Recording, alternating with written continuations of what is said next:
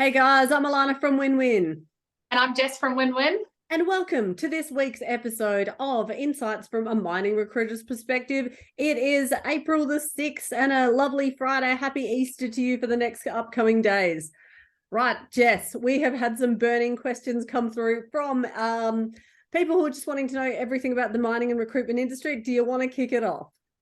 Sure. So the first thing that we've been asked is, how do I ace an interview? We've had some awesome candidates lately. All of our candidates are awesome, but we've had some awesome ones lately who are really highly skilled, trained tradesmen, tradeswomen, and they're bombing out in their interviews. They're not knowing how to sell themselves. So Alana's going to go through a few things, how to nail your interview. Yeah, as you may know, we have done a whole course which is about how to interview like a boss. We do one-on-one interview preparation sessions to help people get used to, we do them via Zoom so people can actually get used to seeing themselves on camera and then work on little issues that they might need to work on to make sure that they come across well, so they're not umming and ahhing and they are looking directly into the camera, which is always a good thing, and they're not coming across as shy. And of course, we then do a run through of the most common questions that are asked at every single interview known to man, and then we help to tailor the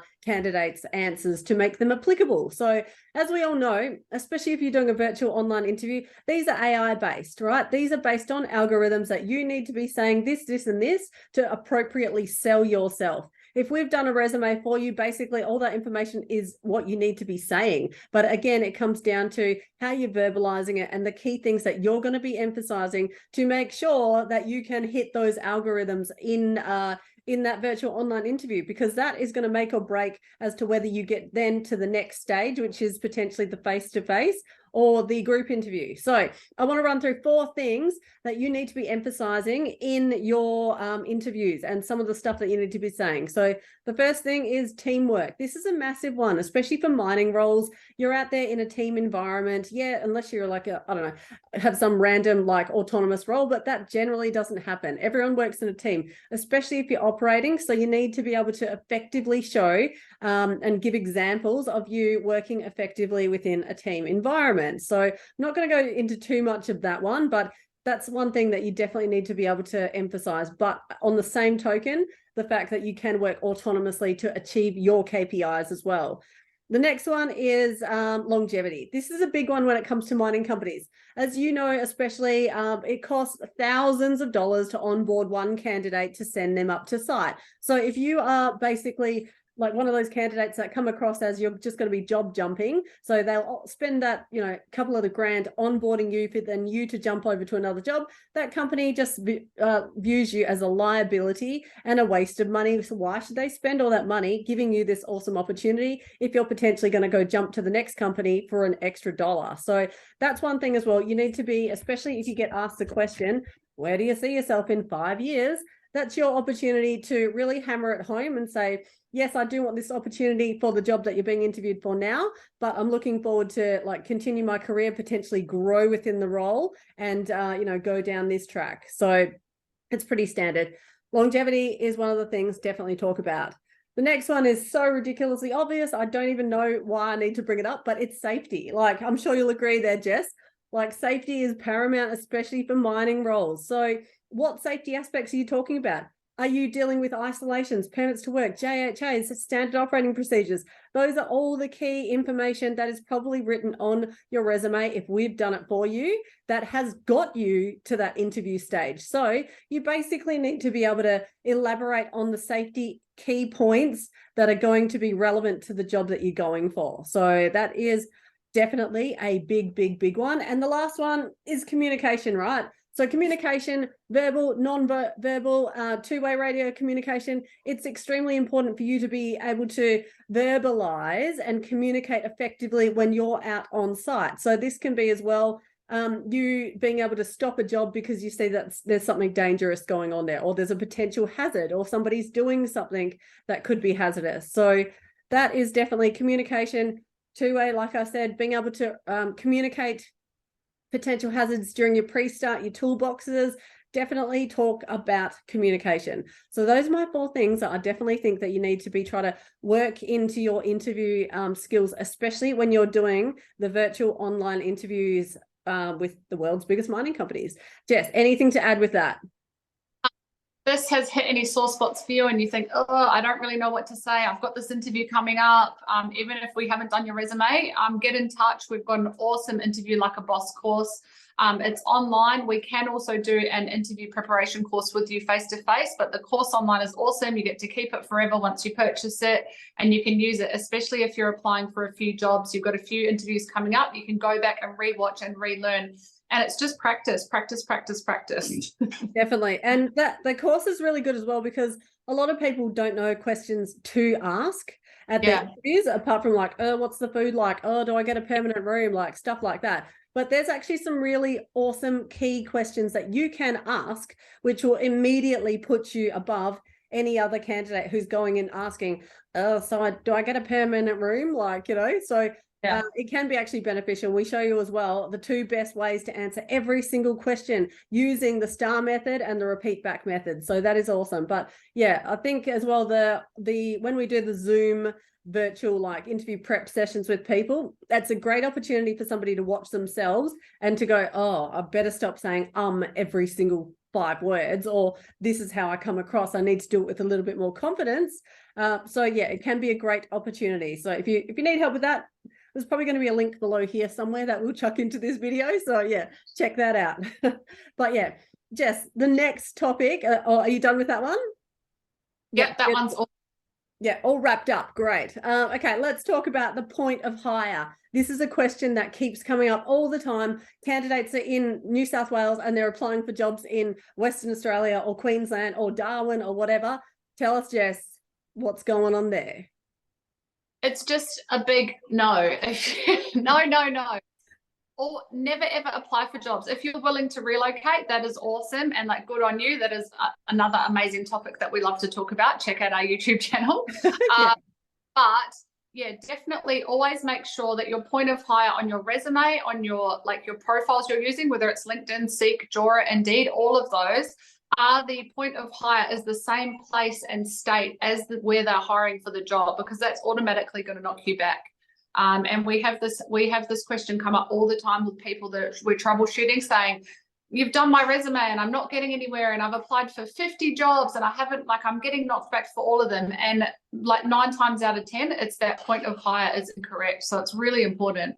Absolutely. Like every single time, like when we do a resume for someone, we do, if they have any issues after, we do a list. We've got a list of things that we'll troubleshoot. And one of the first things that we do is let us have a look at your Seek and LinkedIn profiles. And one of the main things we see all the time, which is so common, oh yeah, but I'm in New South Wales and I want to apply for, look, let's even say I'm in Canberra and I'm applying for the dump truck residential position in Singleton. It's like, well, quite clearly on the ad, it says that you must be a resident within 80 kilometers because it's a residential job. So you'll immediately get filtered out. This is something that happens all the time. So if you are getting knocked back and you're applying for jobs left, right, and center across the whole of Australia with no intentions of moving, then that's why you're getting knocked back full stop. So stop doing it. Yeah, it's really simple, that one. All right, now here's another question that we're getting asked last week, over the last couple of weeks.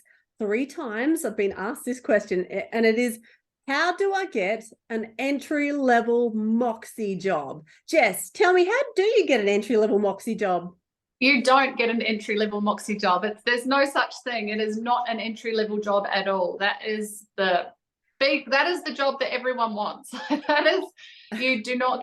Are an experienced operator and you are lucky enough to get in there and get VOC'd on the Moxie and to end up driving one all the time if that's what happens, or operating one. But that is not an entry-level job. You are never going to go and sit a Moxie ticket and walk into a Moxie role. Yeah, 100%. And the first thing that comes to my mind when somebody says, how do I get an entry-level Moxie job, is this person has no idea what a Moxie is, because if you did, you would know it is an articulated dump truck where it's smaller than obviously a 777 and some of the big ones that you would be seeing, but it is articulated, meaning that there are 2 different moving parts going on there, and it actually takes a lot of skill to get a Moxie position. It's not like one of the BHP dump truck traineeships where all you need is an auto license, you actually need most likely the HR license and probably potentially a Moxie ticket. And that's not across the board, but it is a skill to operate one of those. So Jess, if somebody is wanting to get a Moxie role, what do you think the best career path would be for them to go down to set themselves up so they can actually have the potential to get one? I would say either dump trucks, like go into dump trucks, or operating other heavy machinery, excavators, all of that type of thing. And also getting your HR license and doing a Moxie ticket, and also asking around if you are working within a mining or a civil environment where they are operating Moxies, actually asking them to pass you out or asking for some time on the machines. That's when you're going to get your experience and when you're going to actually see whether you can do it. It's like Alana said, it's a really skilled role and it's not something that everyone can do. Yeah.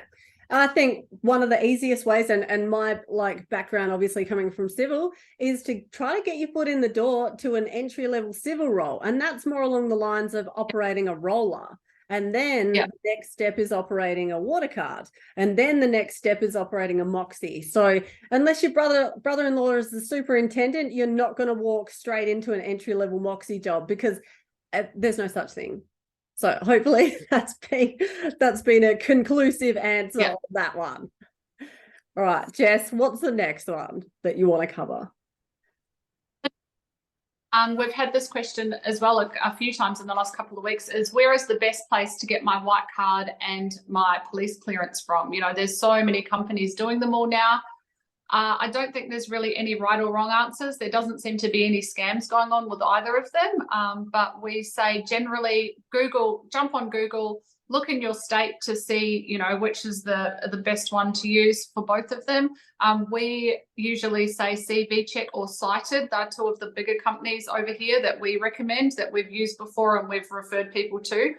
And the same with the white card, we usually say go with Aveling. Obviously, you can do a cheaper one online for like $30 or $40, but you know the Aveling's good. You know you're getting the most current, up-to-date information, and it's going to be recognised nationally. So definitely go with the bigger companies and just do a little bit of research. Definitely. And just think anything you get along those lines is a tax deduction. So that is number one thing as well. Coming up to tax time, any training that you're doing, keep your receipts. If you get a resume update or a resume done, keep the receipt. It's all a tax deduction, because once you I'm sure for everyone out there who's working in the industry now, you'll know once you're out in a mining job, you're going to get smashed with tax. So any way in which you can get your tax down by training or, you know, even tools, equipment, anything like that, use it to your benefit. So yeah, those tickets are great. And as Jess said, 100%, every state has different, you know, RTOs and places where you can get it. So just Google it. Like, it's really simple.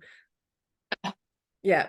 All right, next question is, we have a lot of people coming to us who have worked in different industries that are so relevant to the mining industry, because there's a lot of similarities in tasks or the fact that they're working away for a long period of time. So what we wanted to do is to go over a couple of jobs that are so relevant. If you have been doing it, you might, and you're contemplating getting a job in the mining industry, it's all about how you're setting yourself up and selling yourself on that resume. So let's go through a couple of the jobs that are applicable and why. So Jess, one of the roles that we get all the time, people who've been working in agriculture or farming, and why is that applicable? They're working in harsh conditions. That a lot of the time, kind of 90% of the time, they're working with some type of heavy machinery and the components of that. They're doing manual labor. They're doing a lot of heavy lifting. And yeah, like very extreme conditions, working long hours. A lot of the time, if you're on a farm or working agriculture, you are away from home, even if it is Monday to Friday, or, you know, your 12 or 14-hour day by the time you travel home. And there's a lot of transferable skills there. Definitely. Spot on. Can't even add anything to that. So if you're working in farming, mining industry is a next job, hop, step and a jump over. So why not consider that? All right, the next one is defense. So this one here, if you've been working in the army or, you know, the Navy or something like that, it is so relevant to the mining industry. You've got that experience of being away for long periods of time. The safety aspect is second to none, without a doubt. And a lot of people who've been working, let's say in the defense, have operated a ton of like heavy equipment. So even like light vehicles, the Unimogs, anything like that is so relevant for you to then go, okay, this is a big machine. It's very relevant to then jump onto another machine. So yeah, that can be one of the ones that I would definitely say, if you've been in the Defence Force and you're looking to jump careers, you'll probably find the mining industry a walk in the park. 100%. The next one is support workers. Now, this might seem like a funny one, and you might think, what? Like, I'm a support worker. I work in aged care. Like, how is that transferable? Well, it's the same again. You're working long hours. You're used to hard work. There's physical labor. You're using usually generally operating vans, light vehicles, things like that, loading things in and out. And a lot of the time using hoists, using machinery and equipment. And you're not scared of hard work. And there's definitely a lot of transferable skills there. 100%. Every time we get somebody come to us and say, help me, I keep getting knocked back for an entry-level mining job and I'm a support worker, it's like, what? So the first thing we do with everyone is obviously do an analysis on their resume. But anyone who comes to us who wants an entry-level mining role, basically it's like, this is going to be way too easy. And my saying is, go pack your bags, we'll sort out your resume, and then you're going off to the mines. That's that. It's so easy. Such a great job to then transition into a job where you're basically going to be doing probably, it's going to be way easier, but you're probably going to get paid twice as much. So yeah, definitely great job. The next one is warehousing roles. A lot of people don't even realize, but out in the mines, there are so many warehousing roles, logistics, like storeman, they call it store person, should I say?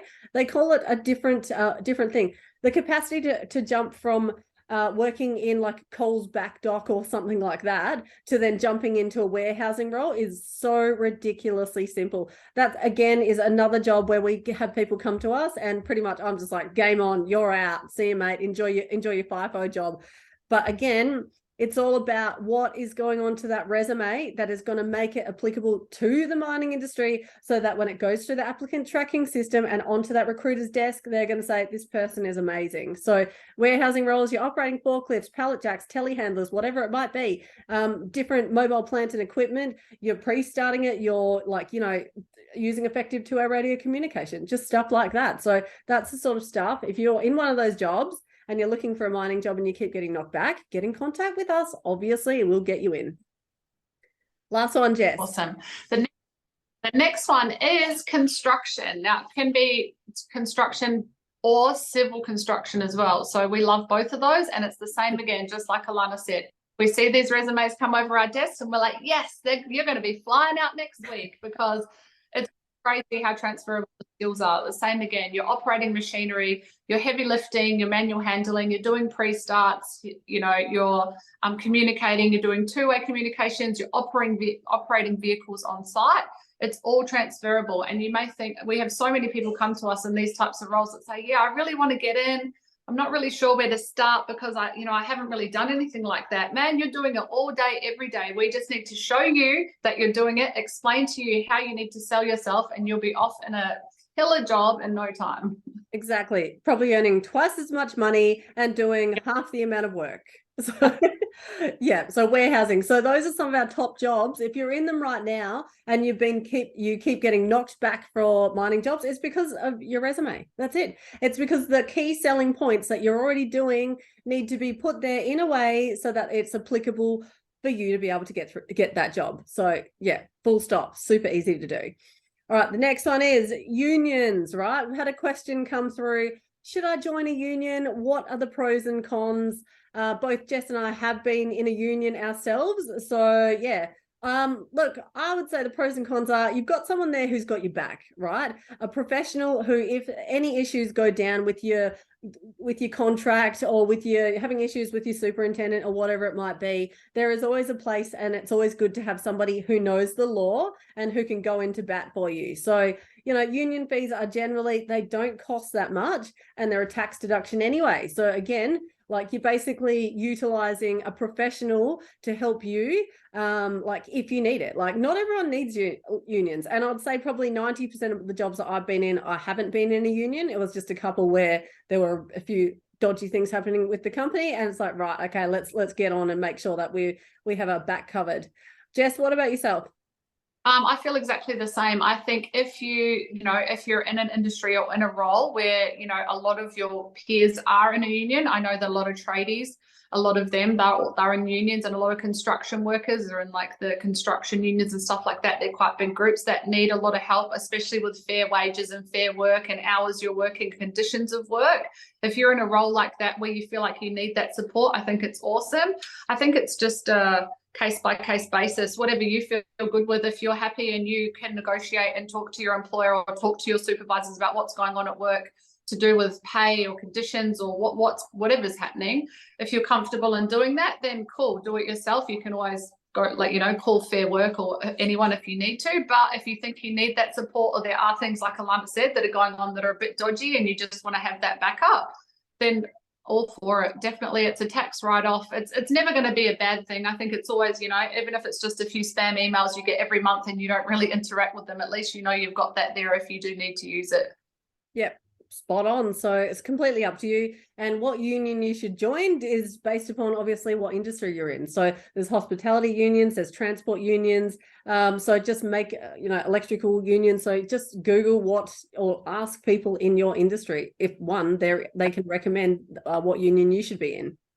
Simple. All right, last question of the day. Yeah, the last question we have is how long please does it take to get back to me about my traineeship? I applied for a dump truck traineeship and no one's got back to me. How long is it going to take, Alana? When are they going to call? How long should I wait?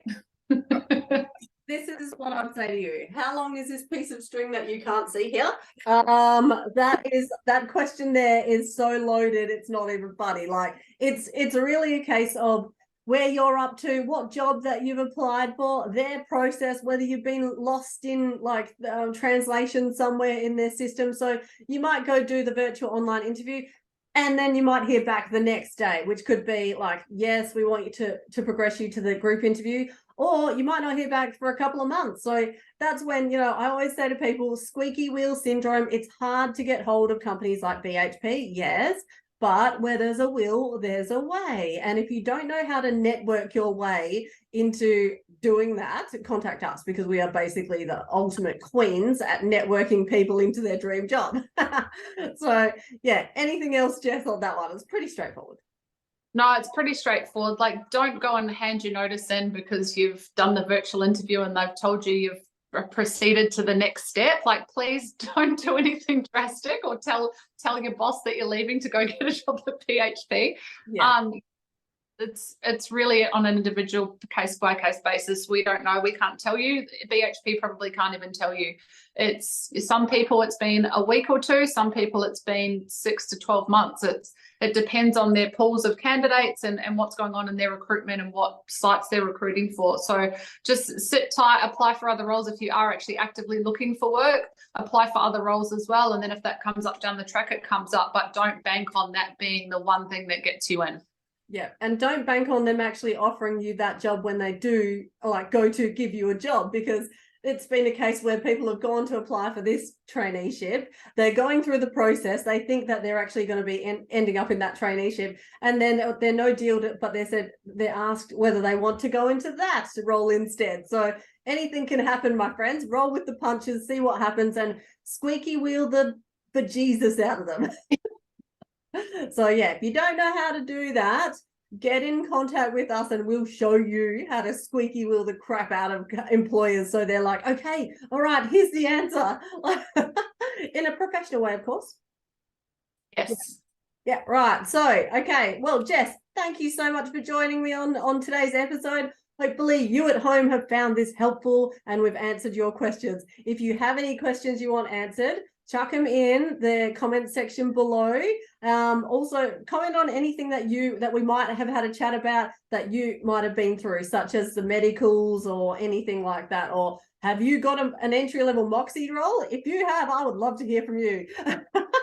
And yeah, if you've got any questions, feel free to get in contact with us. You know our email address, it's info@winwin.com.au, and remember, it's a number 1 instead of an I.